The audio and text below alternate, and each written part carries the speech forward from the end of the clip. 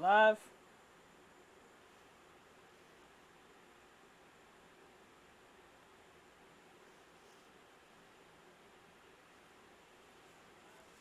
All right, let's kick things off, man. So we know that the injury bug hit us pretty hard today. Starting off with WJ3, he had a torn pectoral muscle, and it seems like it could take about, a couple months for him to heal. So the hope is that he's able to possibly come back before that, and hopefully he doesn't have to get surgery. Worst worst case scenario is that he will have to have surgery, and he could be headed towards the IR. So stay tuned for that. The hope is that it's a torn pectoral muscle and not a torn tendon, because if that is the case, then he'll be immediately sent to IR. So that's bad news, but it's not too bad because he really was like the fourth or fifth corner on our team. So I'm not really too mad. If anybody should be happy about this, I would think it would be Drake Kirkpatrick. He doesn't have to kind of look over his shoulder this year to see if someone else is going to take over his spot. So it works out a little bit in a sense, but it sucks because we kind of wanted to see what exactly he could do if he, was able to get some snaps this year. He primarily was going to probably play special teams, So, it started off with a huge loss. After that, we also had Darquez Denard, who's said to have a sprained ankle. I'm not sure exactly how severe it is. It seems like it wasn't too serious. He might be out for a couple weeks. But with that being said, the Bengals may have to look into bringing in Leon Hall. That's pretty much been the word of advice as far as the route that the Bengals should go. So he's a guy that can come in, already knows the system, makes sense. They already were interested in him before the injury. So, I don't understand why they wouldn't go after Leon Hall. Darquez Denard is just the curious case of this guy. He just can't seem to stay healthy. I don't know what it is. He was the number one corner coming out, but he can't seem to stay healthy. I don't know what's going on with that. So even though it's a sprained ankle, we just have to see this guy stay healthy. With him out, there's guys like Josh Shaw that can step in, Chris Lewis Harris.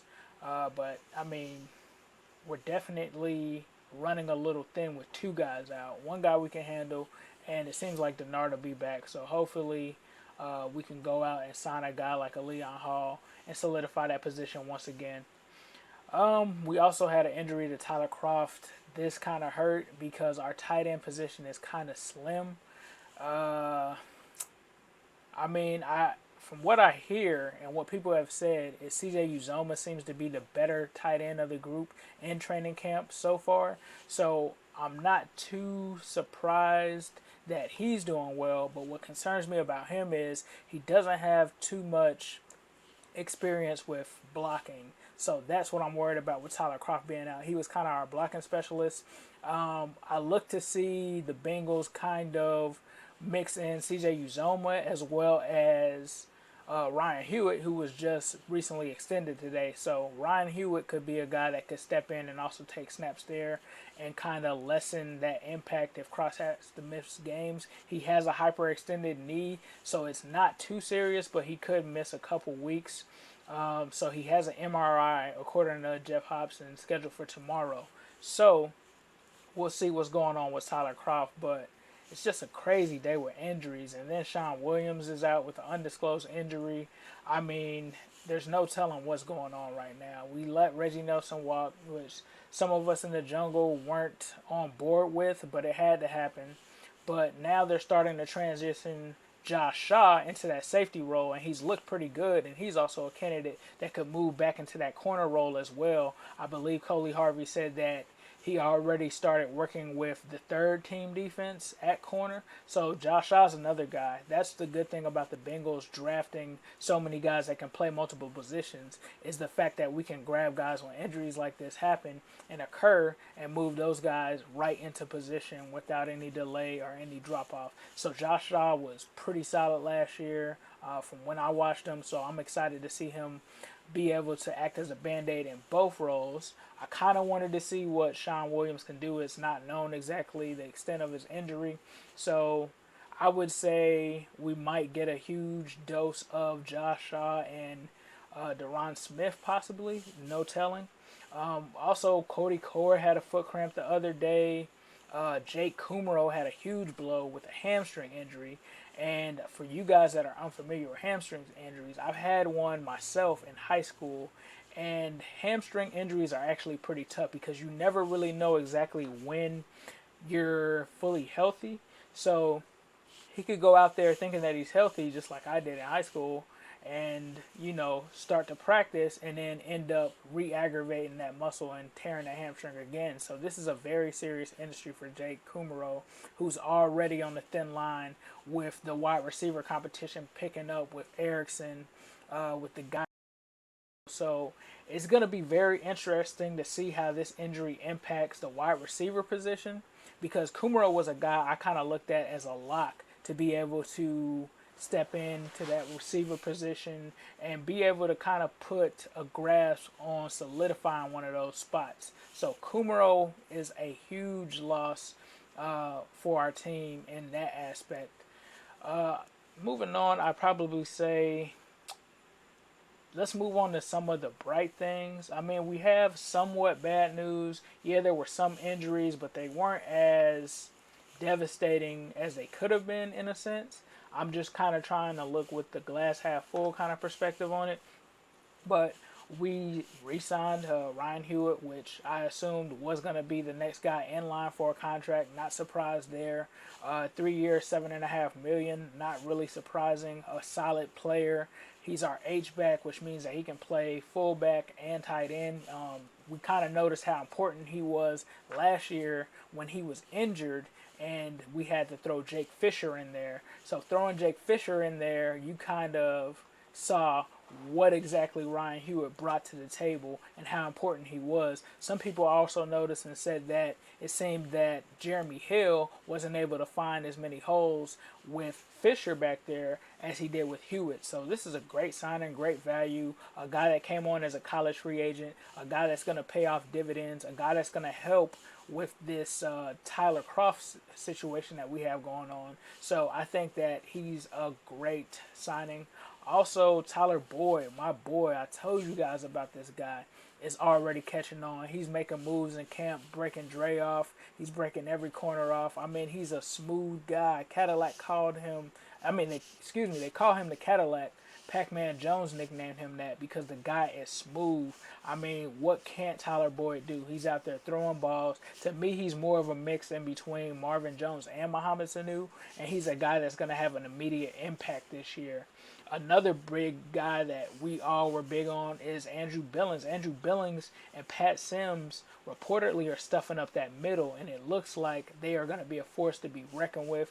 Andrew Billings, the beast. We already knew what Big Bills was bringing to the table. Can't wait to see what he can do later on in preseason. But, man, there's some bad things going on right now with injuries, but there's some good things going on too. Josh Shaw, that I spoke about previously, is another guy who's looking very good at camp. He had a couple of interceptions. He already said that he's allowed to do a little bit more from the safety position, which I know as a corner, because when you're in that corner role, you kind of have to mostly play either man or zone, or you have an assignment. You don't really have too much flexibility to kind of go over the top and roam. With him being in that safety role, he can do that, and he was already a guy who had great ball instinct, so I think that he'll be perfect there. James Wright. James Wright is a guy that was cleared to practice. He's coming back from microfracture surgery, so hopefully he can stay healthy. It's definitely a different position for him to come back from that injury in. We looked at Vontez last year, and Vontez is a linebacker, so he didn't have to do any route running or anything of that nature. So there's going to be more pressure exerted on that knee. There's going to be more of a chance for him to try out what exactly he can do on that knee. I can't wait to see it, man. I'm really interested in seeing what exactly this guy can do. Just making sure you guys weren't leaving any comments. This is my first time doing a Facebook Live video, by the way, so we're just kind of winging it right now. But back into everything, Jeremy Hill is also another guy who's stepping it up. I mean, he emphasized going into this year that ball control was going to be something that he focused on. And looking at today's camp, there were highlights on Bengals.com of Jeremy Hill just ripping and running through holes and everything. So he's going to be another guy to keep your eye on this year. We're also hearing good things about Nick Vigil. Everyone had questions about Nick Vigil, and it looks like he's doing his thing. His instincts seem to be there. He's moving around very fluid. He's seeming to, in a sense, kind of match that title of him in his comparison to who am I thinking of? The linebacker. Oh, Luke Kuechly, of course. So it seems like he's fitting that bill right now. He had a one-handed interception against AJ McCarron. Marquise Flowers was another guy that looked like he was making plays, even though he had a minor injury. So there are some bright spots along with the bad ones. Now, as far as some of these replacements, of course, with Tyler Kroft, we could see, like I said, CJ Uzoma step in there. We could also see Lingle. I believe he was one of the practice squad guys that was a tight end that could have stuck last year, but there just weren't any spots. So look for one of those guys to step it up. The Bengals could go the free agent route and just sign a guy or a college free agent that could at least solidify that position. But the most thing I'm worried about is us having a blocker there. So it might be interesting to see if they end up bringing back out that heavy package that they used in the past and put Jake Fisher out there as a tight end as well. That's something to stay tuned to as well. But Alex Erickson and I can't remember the guy from Toledo, but the kid out of Toledo, keep your eyes on that guy, man. I mean, the wide receiver position is something pretty special to watch this year. There's a lot of competition. It kind of compares to, I believe it was around 2012 when we ended up keeping about 7 to 8 receivers. So I can't wait to see how this plays out with Kumerow now having that injury. That just threw a wild card in there for one of these other guys to possibly step up and grab one of those positions. Unfortunately, it also opens the door for Brandon Tate, which I won't get into. We all know how Brandon Tate is, what he does, the enigma of him. So, I mean, it's Brandon Tate, man. What are you gonna really do? I mean, it's kind of hard to fight him. But anyway, man, I just wanted to jump on here real quick and chat with you guys and give you my thoughts on some of the stuff that happened today. I wouldn't really stress William Jackson III that much. At the best, he could possibly come back a little bit early and get that IR designation with the ability for him to return. So, I mean, that's one way of looking at it. But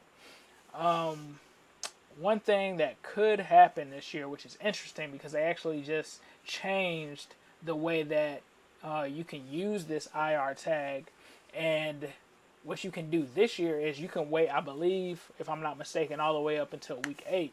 So with that being said, we can take our time with this and kind of get ahead of this to figure out exactly what we should do, if we should apply it to him. Are there any other options that we can use? So, I mean, we're in a good situation.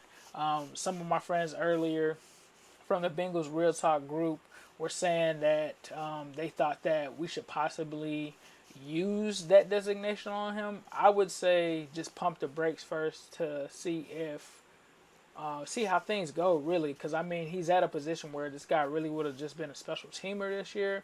If you have a guy like AJ or Dalton or Gino or somebody very important that might get an injury during the season, you might want to save that for them. But all in all, man, I mean, no worries. Injuries happen. They're a part of camp.